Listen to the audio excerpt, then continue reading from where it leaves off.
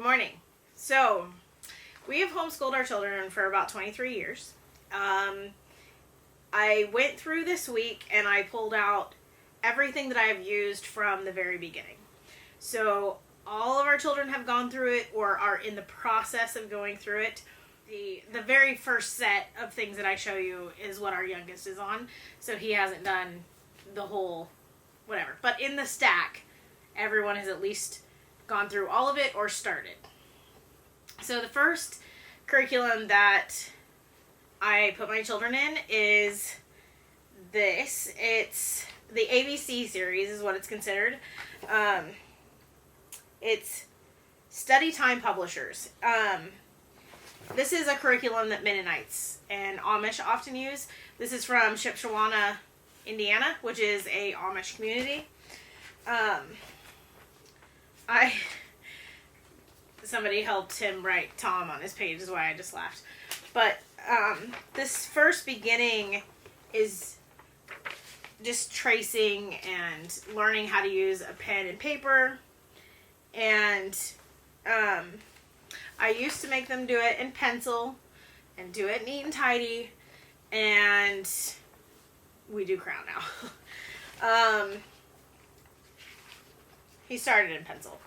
But I really like this. It's not overwhelming. You look at this page and you're not bombarded with color. You're not bombarded with too many problems. 5 problems on one page. You know, it's small. It's easy. When they first start doing these, this whole 4-pack. Whenever they do these, they choose if they do 1 page, 3 pages. I try to stop them before they're tired of it, because then things just go haywire. But he does really well. The first one says beginning workbook for 3 and 4 year olds. Then this next one is bigger steps. It's an activity book for 4 year olds, which yes and no. Azariah is already going through it, and he's not that. It's fairly accurate though. 3 or 4. We started when he was 3, and we had to wait a few months because we could tell he wasn't quite ready. And now that he's about to turn 4, he is almost done with all of them. It's a lot of tracing, putting things where it belongs, matching, but our children really like it because it's real life. The tools that they see here, almost all of them, they see in our home. So it's not flashy, it's not hard to understand. And there's little tiny bits of story at the top, which they love because it personalizes their schoolwork. So this is the 3rd book in this series. I think this series is under $15. And it starts out with colors, like this one's probably black. Mm-hmm. Oh, put an X on the picture that should not be orange. And then matching the color name to the color paint bucket. Just very easy. It switches over to counting, I think, to 1, 2, 3. So that they can learn their first little bit of numbers. I just really like these. They're the main reason I do is because they're not overwhelming and too much to look at. This is actually the one that everybody loves the most because they can actually start cutting and gluing. Children very much like the aspect of do. But this is a really good setup. I would call this like first year preschool. It teaches shapes, colors, numbers, left and right, all of that stuff. Hand control, scissor control. All in just these 4 books. It really sets them up to like school. So I really like that. I will have a link below as to where I bought these things, or where you can buy them online. I used to buy them at our local Mennonites, which I can't do anymore. I don't think. I haven't seen them locally to me. If I went, there's probably an hour away is an Amish group that I probably could buy them at, but I haven't seen them there yet. They're in almost every single Amish or Mennonite store. Yeah. We just haven't looked local because we just bought them online. Along the same line, I'm going to share this other series. And some of this is quite beat up. This is Rod and Staff. This is also a Mennonite curriculum, which, we'll do this first one.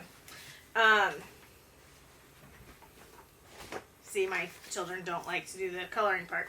But as long as they know and they understand, I'm fine with it. It goes along the same vein as the other book and doesn't overwhelm. Real life's in here, cooking, baking, tools. This is the first section that you buy. I think this is maybe $25, and I don't have all the books here. But the first one is the Adventures with Books that I just showed you. And then this one I really love, and since we've moved, I can't find the reading book that goes with this. But I don't normally, I do not ever, except for this series, like little children's Bible time things. I feel like it just dumbs it down. It's the same 3 stories that they tell. You know, Noah and the Ark, Daniel in the Lion's Den, and 5 loaves and fishes. Yeah, 5 loaves and 2 fish. But this one is Samuel helps Eli, and then they color the picture while you read the book. While you read, it's normally 1 to 3 pages story. Saul is the first king. With real Bible verses. They don't just... Yes, with real Bible verses based on the real thing, and they don't... cutesify it. They will make it easy, but they don't make it fun, and they don't just... I mean, it's fun, but it's not... The Bible doesn't lose any of its meaning with this. David sits on the throne. David is a shepherd. Solomon builds a temple. 2 kings start to rule. And it has the actual Bible verses that they go with, so we also read it out of the Bible. And this is, I mean, my big girls still like this whenever I pull it out. My big little girls. They're 9 and 12. And they still enjoy pulling this out and doing the pages when we do Bible time. It's just, the stories that you see in this are not stories you normally see in a children's Bible workbook. And so I really, really appreciate it. I really like it. This is something, this kind of idea is in a lot of the Rod and Staff pictures of this age. Normally there's some kind of story that they can go with, and then their little guy, Jonah, can be poked in different parts of the page for understanding. But I really enjoy that. This is probably my favorite thing. When you buy this series, the first time I bought it with the storybook. And the other times that I've bought it since, I have not, because it stays the same. Oh, yes. So, when we do these books, this one, they'll start at the beginning, and it's over when the book is ended. This one, we start with this one, and we do however many lessons. It's normally 2 or 3 a week. And they just do it through the whole series until the book's done. There's 60 lessons in this. So that lasts the entire school year, whereas each individual booklet doesn't. So book C, I don't know where it's at right now. I couldn't find it. More letters happening in here. It builds on itself quick enough, but not too quick to keep the child's attention. I can't say enough good things about this curriculum. The first set of these, you can buy these books individually. They're not very much a piece. Numbers. Let's see. This series goes A through F for the basic buy. And then you can buy the more advanced, which adds... I think it goes to M, but I couldn't find M, so it might only go to L. It's M, because it's called More and More. Okay, so it does H through M, or you can buy A through M. So these, I haven't done with all of the children because when I first started, I didn't know these existed. And 2, some of the children were just ready to move on to something else instead. But it still keeps the same look. It's not too much to look at. It's not too much to think about. They just really like it. So I'll show you the last letter. They're getting numbers to 100. Oops. I just realized this is called Learning More and More, so maybe I was wrong. Okay. So this might be the last book. I'm not sure. Starts in with money.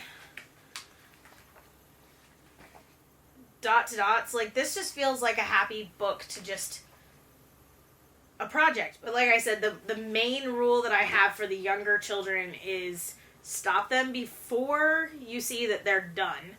You want them to want to do it the next day. And lost my train of thought. You want them to want to do it, and also if they start getting tired, it just gets sloppy and goes the wrong direction. I feel like the learning stops when they're done, and they don't necessarily always know they're done. Moving on to something else, this is actually a book that I remembered my little sister doing when my mother homeschooled us as well. This I like as a teacher.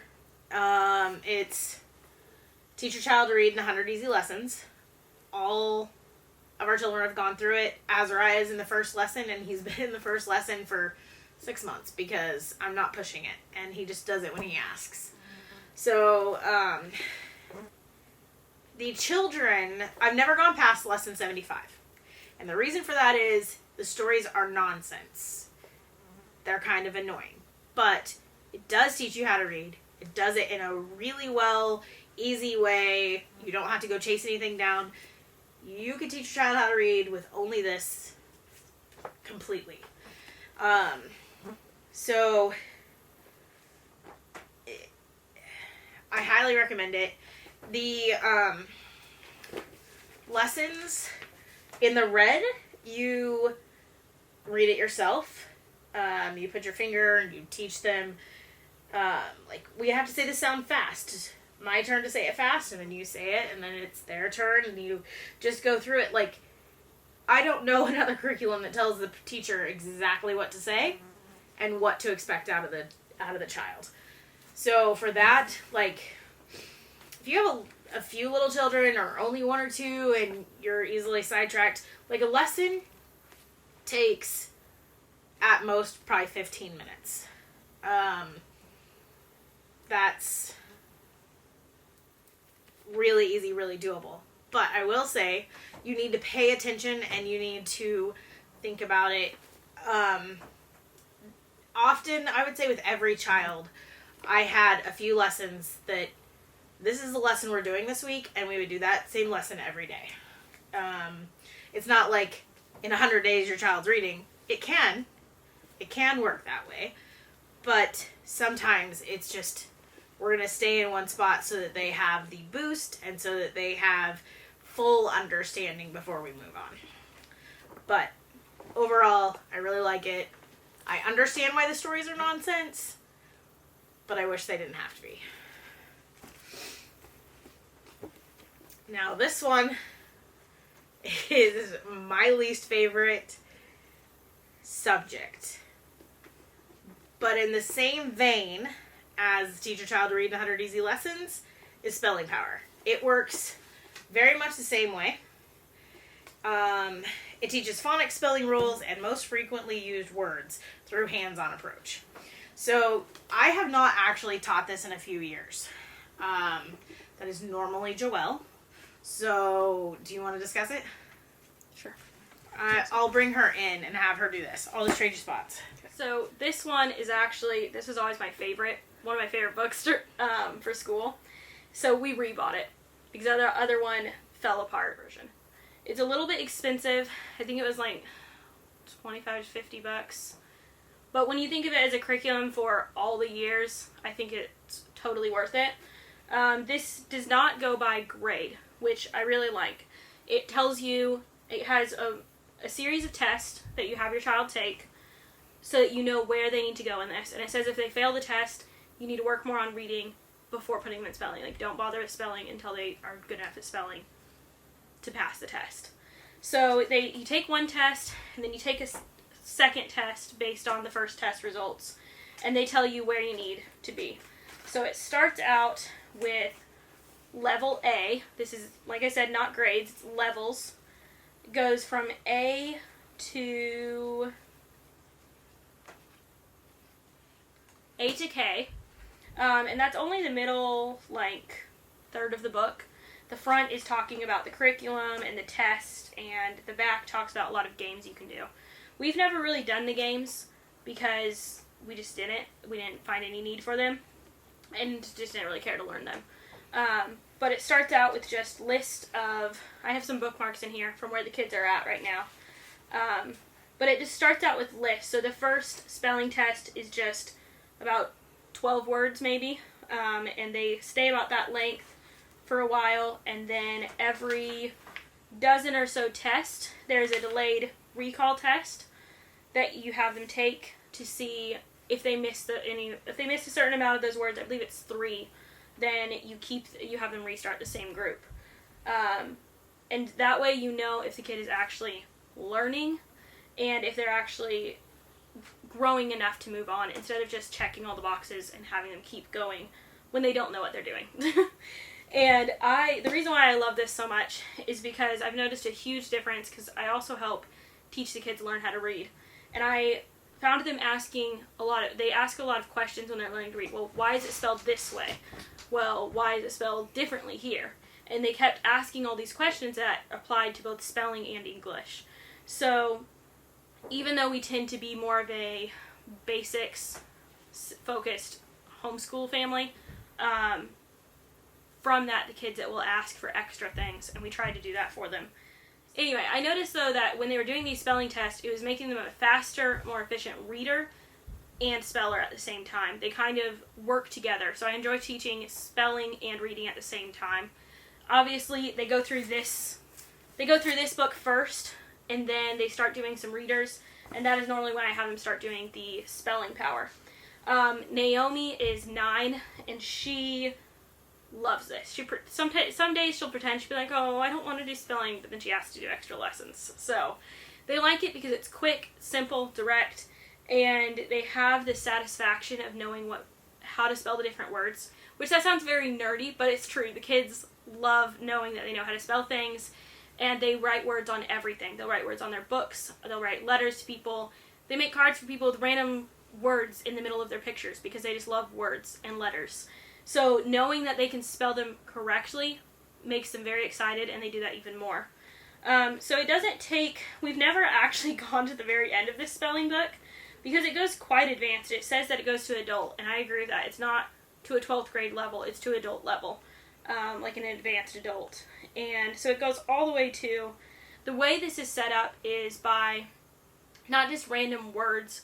They took out the words that are misspelled the most, and they really focus on those words instead of just length of a word or how common a word is. So they have words like interesting, longer, bother, rubber, and this is in level G, chauffeur. So some words that you wouldn't even, I don't think you'd think about needing to spell them, but they have them in here because they have all of that data to know where to teach things. It also teaches all of the abbreviations. I don't know, I haven't really looked at a lot of other spelling curriculums, so, but I just like... You don't need to whenever you've...